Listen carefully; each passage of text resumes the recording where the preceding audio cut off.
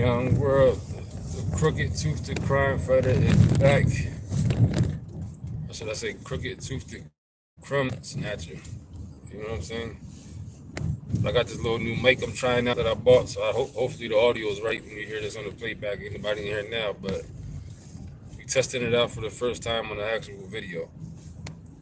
But it's very interesting the situation with R. Kelly. They dropped 4 of R. Kelly's charges in Cook County in Chicago. So they dropped this case out there in Chicago. And I think that was extremely weird that happened. Because the prosecutor didn't even seem upset enough to be dropping these charges. She didn't seem like she would be more upset. But the thing about the whole thing with the R. Kelly thing is no secret. Like I said before, I think it's all BS. I don't care who supports it or not or what anybody thinks. It's BS. The whole thing is BS. Because it's like with Bill Cosby.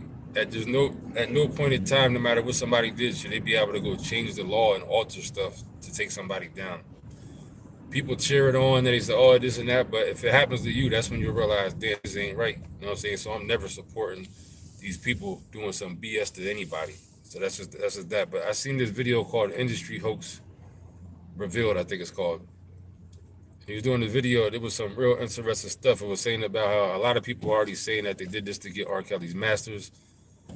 And I seen the article that said that he has a secret $5 million from selling his masters right before the trial started in 2021, I think it said, or whatever it was. Now, Surviving R. Kelly came out in 2019, from what I seen when I looked up. Some of R. Kelly's music was used on Surviving R. Kelly. You know what I'm saying? So that would mean that copyright money and licensing had to be paid out or licensed to somebody. Permission had to be given from somebody to use that music on that documentary, whatever you want to call it. And from what it looks like at the time that came out, from what I'm seeing, maybe I didn't see all of it. It looks like R. Kelly actually owned the masters and owned his music back then. Because I seen an article that said that he sold his music, his masters, and his rights right before the trial started. So that's 2021. It said he sold it to 2 secret childhood friends. Like he sold one part of it through one friend, and one part of it through somebody else secretly. They're saying. And for only $5 million. And what I seen is that Sony owns all of his stuff. So imagine if he only sold his music for $5 million. You just seen Justin Bieber do a $200 million deal. We saw Lil Wayne do like a $100 million deal. Countless people, Irv Gotti, like a $200 million deal. Countless people we have seen do this.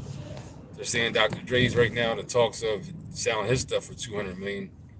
So for R. Kelly to have let his stuff go for only $5 million, just think about that. $5 million. We're talking about R. Kelly. All the allegations and the personal life aside, when it comes to music, this Joker is one of the best that ever done it. One of the best that ever done it. I'm talking about in music all the way around. You know what I'm saying? Not just R&B. As far as R&B, we got to say he's the king. He's the GOAT. Who has written for more people, you know what I'm saying? Salute to you. I can't see the name. I want to move around too much because I think it might be interfering with the microphone. But he has written for more people, has more hits.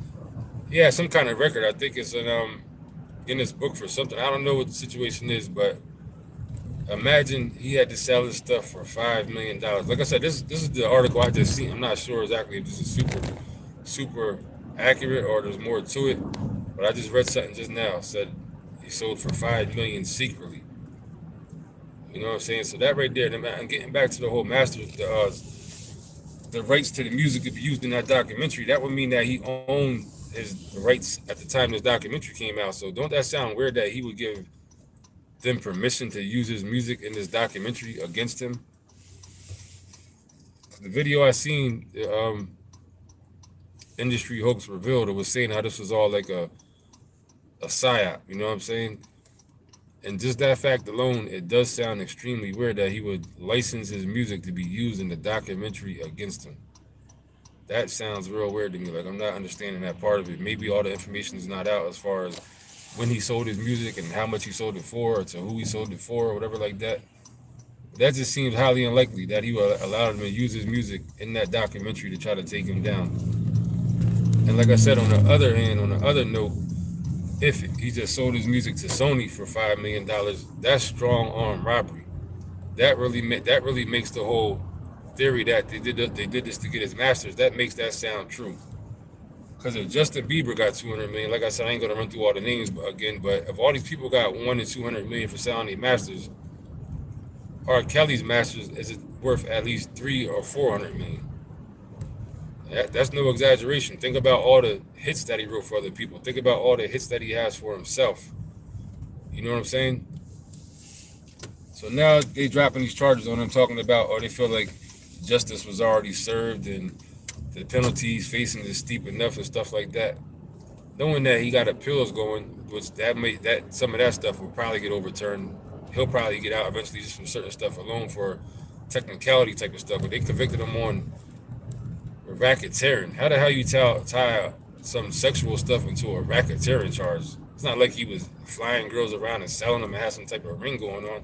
So the racketeering charge is a false charge anyway. That's not even the right charge for the crime, no matter how you look at it. A lot of different things got to be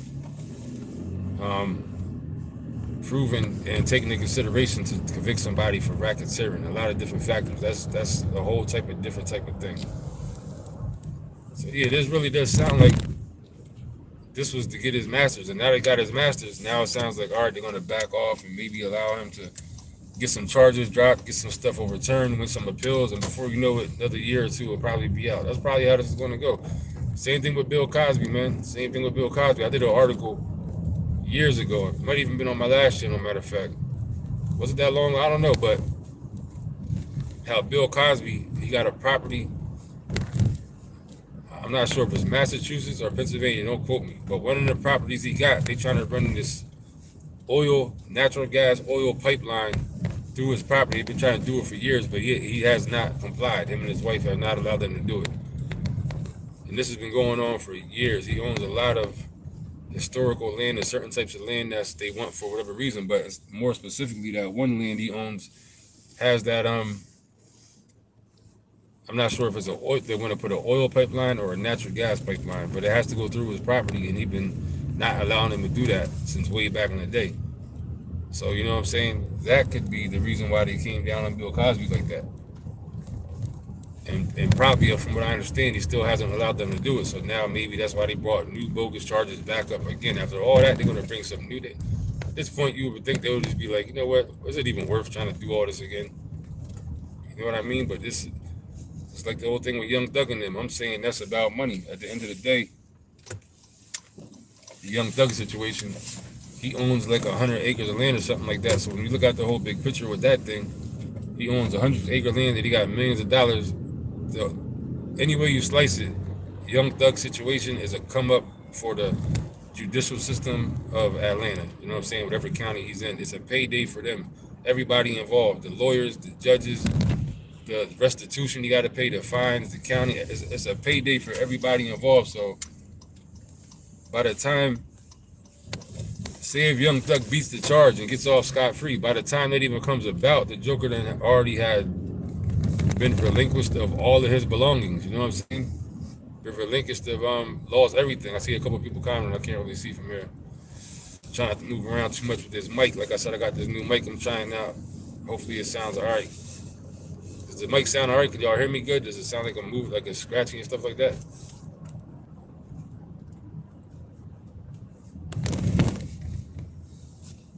Anybody can let me know if this mic sounds all right. A thumbs up. All right, so the mic must be good.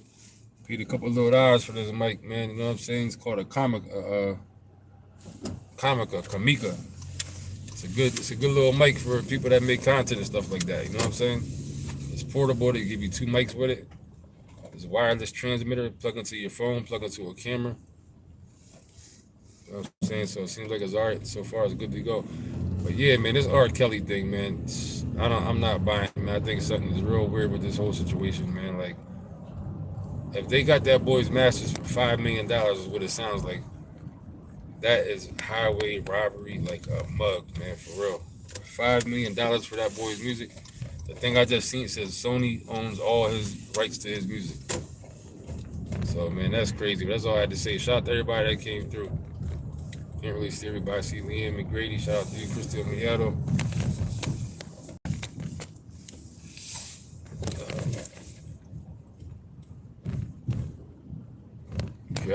Kiara Khan's nods. I can't really tell what it says, but shout out to all y'all for coming through. Appreciate it. The thing with this R. Kelly stuff, man, people got to try not to get caught up in the dramatics of it. Because anytime you throw the word kids out there or something like that, the P word, of course, that gets people rattled up. You know what I'm saying? People get all excited. They deaf to anybody who's whatever. But you got to look at the whole big picture of this stuff, man. Because R. Kelly's situation is being used with his charges. But this don't mean they can't come back around and grab you up for a different type of charge, but using the same type of tactics. You know what I'm saying? That's why I don't be supporting none of this stuff, man. This shit, like, all this stuff is BS if you ask me, man, for real. It's totally unfair and totally just bogus, man.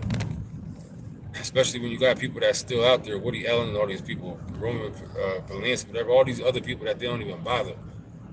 Oprah's boy, Charlie Rose, or whatever his name was, I did a video on that. I can't remember his name, but people like that, they just let it sit by and just, all these years don't even bother them. But when they make certain people the face of this type of stuff, this stuff be about money, man. The industry giveth and the industry taketh. If you don't follow certain rules, they're gonna come back and get their money one way or another. You know what I mean? They do it with dumbass rappers by giving them advance money, and then they give them the jeweler and the car dealership and all the stuff that they got to go out and buy. They give the money right back to the damn people they got deals with anyway. You know what I'm saying? So that's what it all comes down to. But yeah, that's about it, man. Shout out to everybody that came through. Everybody have a good day out there. Let's stay out of the way of these jokers, man.